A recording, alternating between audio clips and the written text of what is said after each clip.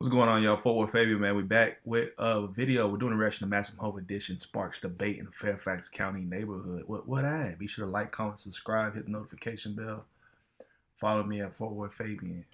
Northern Virginia neighborhood tonight over a new addition being built onto a house. Fox House Bob Barnard in Fairfax County with the details and a look at that construction causing the uproar. It really is a sight to behold here on Marble Lane in the Greenbrier section of Fairfax County. That three-story addition to a home built in the 1960s that's now the talk and outrage of the neighborhood.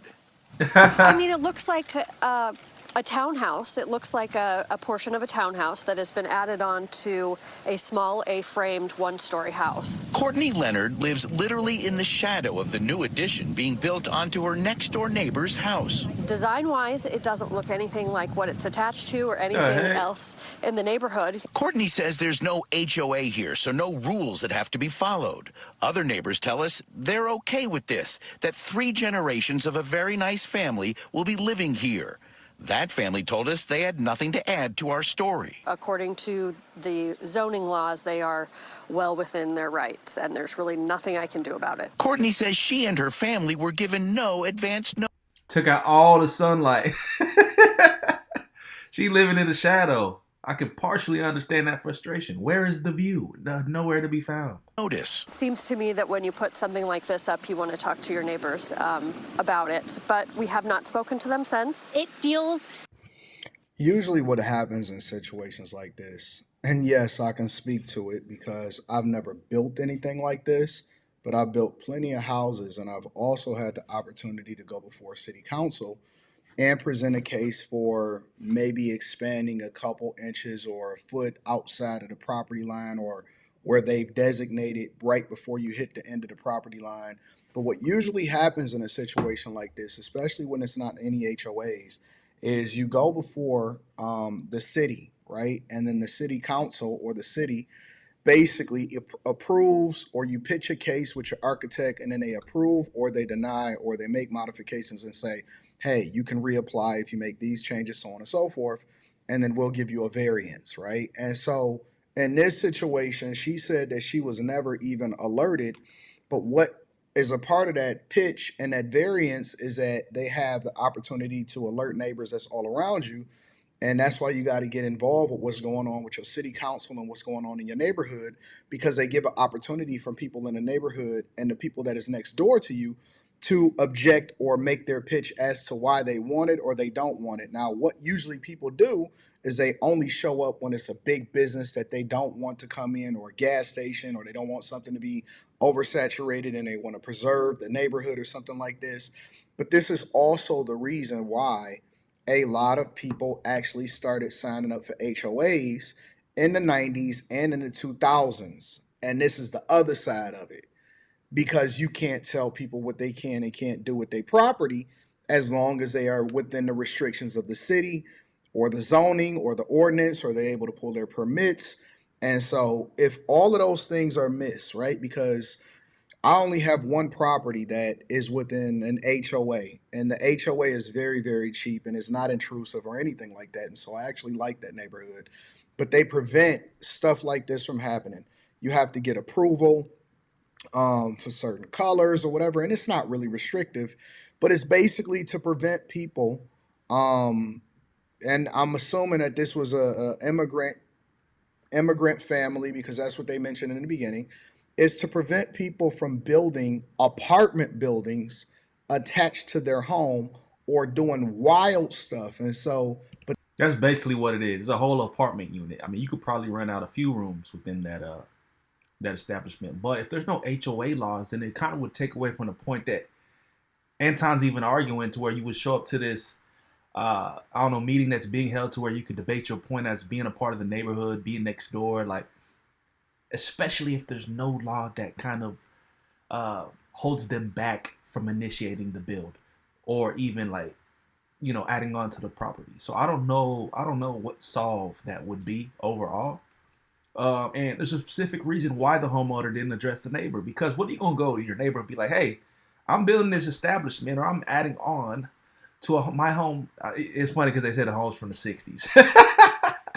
It's just gonna look like apples and oranges next to each other. But anyways, hey, I'm adding on to this to my home, my property. Do you like it? Of course, the neighbor's gonna say no. So I think that that conversation on its own would already cause friction. And then on top of that, if you forego their feedback, if you don't want to listen to what they have to say, you do it anyway. Where do you really stand at that point in time? I think that would only cause more dysfunction amongst the neighbors.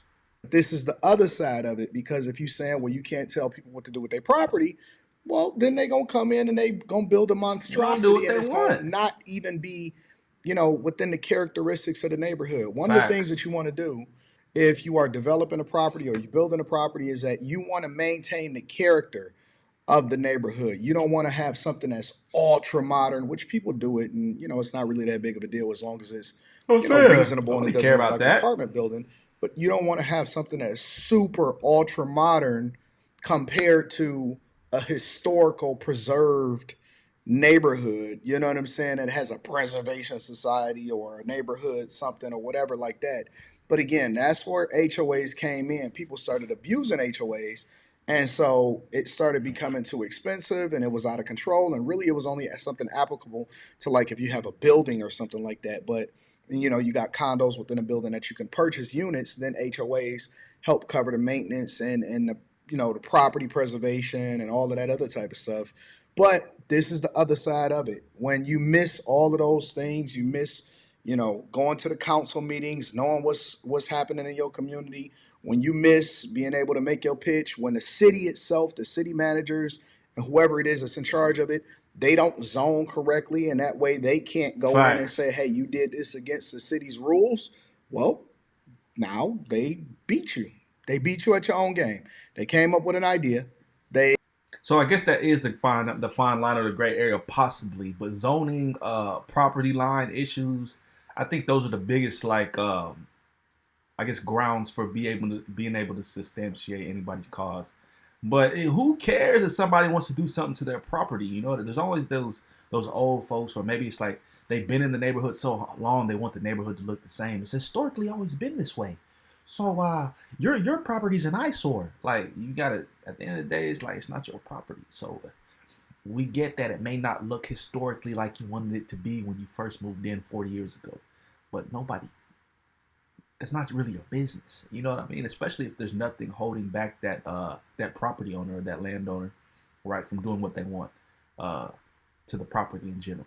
they apparently probably went and did their research, and now they build an apartment building where they're gonna have three generations of people. Ain't gonna tell how many people gonna be parking on that street, how many people gonna Dang, be parking in that neighborhood. how loud Ain't it'll no be. telling what's going They're gonna on. be And partying. so now the neighbors are absolutely angry and pissed at what's going on over there in Fairfax County. I would be aggravated personally because, again, this is, you're probably going to spend more on a house than you will on any other thing that you built, doing your entire life outside of the person that you marry or you lay next to every day. And so to wake up and to know that this is happening and you could have did something about it is pretty insane, They'll if be you moving ask me. soon, probably, Like, or it's not real.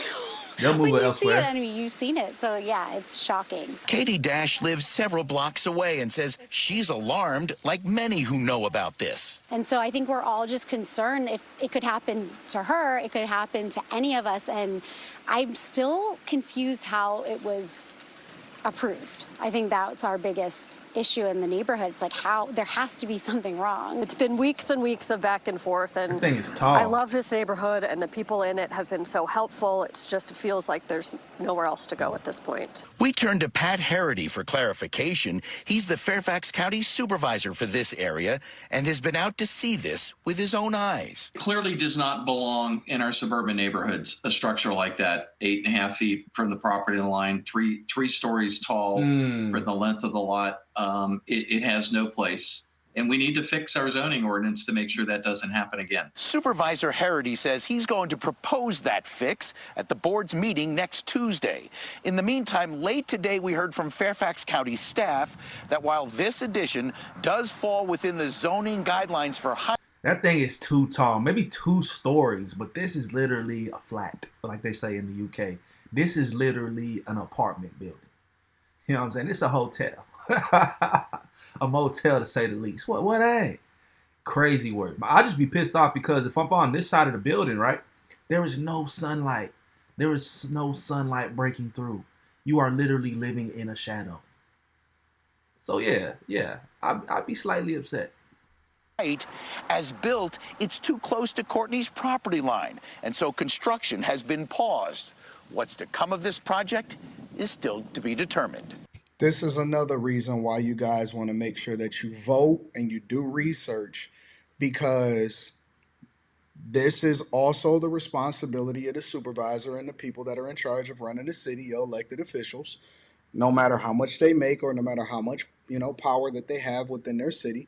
This falls within their guidelines and their jurisdiction to make sure that everything is updated so that you don't run into these type of problems and you don't have people infiltrating, because I'm suspecting that they can't do anything about it. Now, we all know who called the news. Of course. Justifiably, unjustifiably. You tell me what you think inside of the comments. We all know who called the news organizations to make sure that they get this issue addressed. I ain't gonna lie, I'll probably get addressed in some shape, form, or fashion. You got dude talking about he's gonna meet with the city council, and I don't know if that's to retract what the current construction on this property or anything moving forward. Anybody else who tries to come through the neighborhood, or even within that city and do what they want to do, Fairfax County, wherever they are. So comment down below and let me know your thoughts on this. Be sure to subscribe to the channel, turn on notifications so you're notified every time I drop a video. We'll see y'all in the next reaction. Peace.